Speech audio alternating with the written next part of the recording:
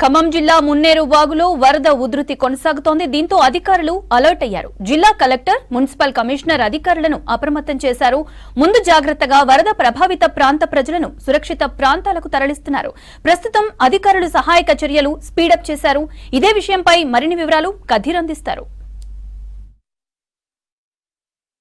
మున్నేరు వరద ఉధృతి క్రమంగా పెరగడంతో ఇప్పుడు ప్రస్తుతం 27 అడుగులకు నీటి మట్టం చేరిన కారణంగా 23వ ప్రమాద హెచ్చరికను జారీ చేయడం జరిగింది. అయితే మున్నేరు పరివాహక ప్రాంతంలో ఉన్న ప్రజలందరినీ కూడా పునరావాస కేంద్రాలకు తరలించారు. ఇప్పటికే చూస్తే ఒక 12 డివిజన్లు ఎఫెక్ట్ అవుతాయని చెప్పేసి భావించిన అధికారులు ఇప్పటికే అనేక కాలనీలలో ఉన్న ప్రజలందరినీ కూడా 12 పునరావాస కేంద్రాలకు తరలించడం జరిగింది. ప్రస్తుతానికి చూస్తే వెంకటేశ్వర నగర్ కాలనీ, అదేవిధంగా వెంకటేశ్వర నగర్ కాలనీ, బొక్కలగడ్డ ఈ ప్రాంతాలన్నీ కూడా నీట మునిగిపోవడం జరిగింది. ఎగువన కురుస్తున్న వర్షాలు, అదేవిధంగా జిల్లాలో కురుస్తున్న వర్షాలు తోడవటం కారణంగా ప్రస్తుతం ఖమ్మం జిల్లా వ్యాప్తంగా చూసుకున్నట్లయితే 35 సెంటీమీటర్ల వర్షపాతం అనేది నమోదైంది. అనేక మండలాల్లో వర్షం అనేది భారీగా నమోదైంది. ఎక్కువగా ఏజెన్సీ ప్రాంతమైన భద్రాద్రి కొత్తగూడెం జిల్లాతో పాటు ఖమ్మం నగరంలో కూడా ఏకదాటిగా వర్షం కురవటం కారణంగా మున్నేరు వరద ఉధృతి అనేది క్రమంగా పెరుగుతూ ఉంది. అయితే ప్రస్తుతం చూడొచ్చు విజువల్స్ లో మున్నేరు పరివాహక ప్రాంతం అంతా కూడా జలమయమైపోయింది.